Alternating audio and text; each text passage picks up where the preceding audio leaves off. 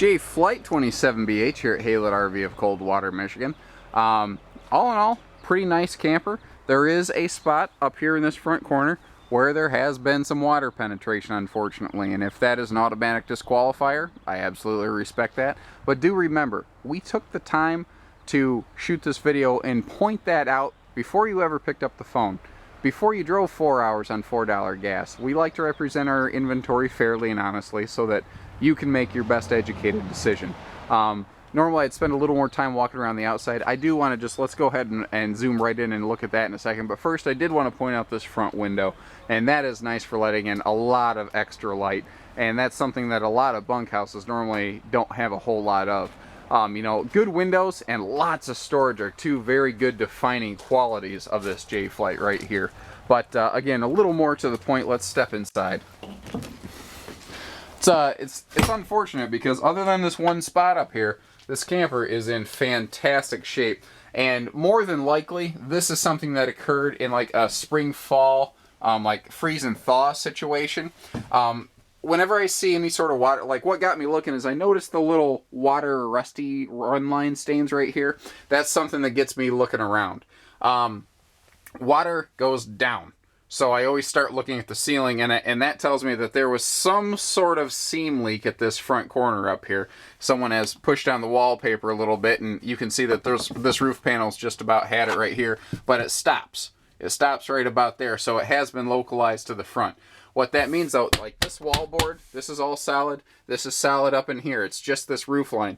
So the water got in this roof and soaked a little bit, probably in the roof batten insulation. It probably soaked it up like a sponge and held it there so that not a lot of water made it through the whole trailer. Because the front wall's good, but when you get down here, you can see where it got down here a little bit. Now, the water that soaked in along this window did crack the little, like, because this is not stained wood, it's like a sticker wrap. It did crack the wrap on the front of the headboard, but again, it's in a small localized area. I noticed a couple other little spots here, like under this window. You can see like a little bead, but again, that's purely cosmetic and could be cleaned very easily. So it's unfortunate, it's there, but we like you to understand what you're getting. You know, this front termination strip right here is probably the culprit. That's your most common culprit with leaks, because I can see a little bit of waviness through, and then you get back here and it stops. So that section in the roof primarily has had a little water in it, and it looks like it hasn't really affected the walls. Just that front, I don't know, 1.5 feet of trailer there. But you deserve to know it. You deserve to know exactly how and where you're spending your money, and that's why we put these videos together. Because again, other than that, this is a great camper, and that's really what we're looking at up there is primarily cosmetic. That's, you know, a simple bead of caulk is the only thing that, you know, you really need to do there to have that done and addressed. Like your cabinetry is extra deep, it's extra tall. You see they even put a shelf in there to double your amount of storage. The ceiling in here is 81 inches tall instead of 78 inches tall. That means you have bigger cabinets, you have more headroom in the bunks, you have more headroom in the shower. I can stand in the shower and I'm tall and I have no problems. You know, if you look at your upholstery, the upholstery is in good shape. You can see that somebody sat here, but I mean, they didn't live here. They didn't wear the thing out. You can see that they didn't have kids spilling the red Kool-Aid all over the place. Central air and central heat, so this is a good camper anytime the snowflakes aren't flying, basically. This is what I call a Jack and Jill bunk. This is built before the very popular double over double bunk setup, just a single over double here. But that also has an advantage of giving you extra storage back here.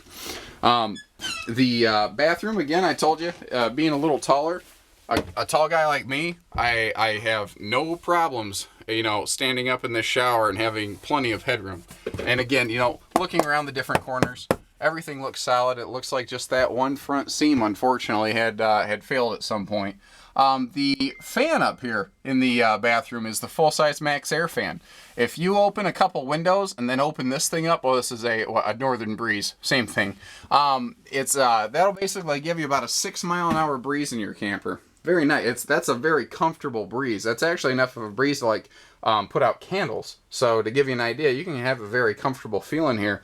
So give us a call, learn a little more. Anytime there's been any water penetration on a camper, I highly recommend you personally come out and take a look at it, put your own hands on it to see if it's something that you're comfortable with. You know, it's all subjective, and my opinion versus your opinion of what those dollars in this trailer represent might be different, but it's your opinion that matters because you're the final person that pulls the trigger. And that's why we put this video together, to give you good, honest information so that you can make an educated decision with your hard-earned money. Give us a call, 800-256-5196. Haylett RV of Coldwater, Michigan. Thank you, everybody. Take care. Stay safe. Happy camping.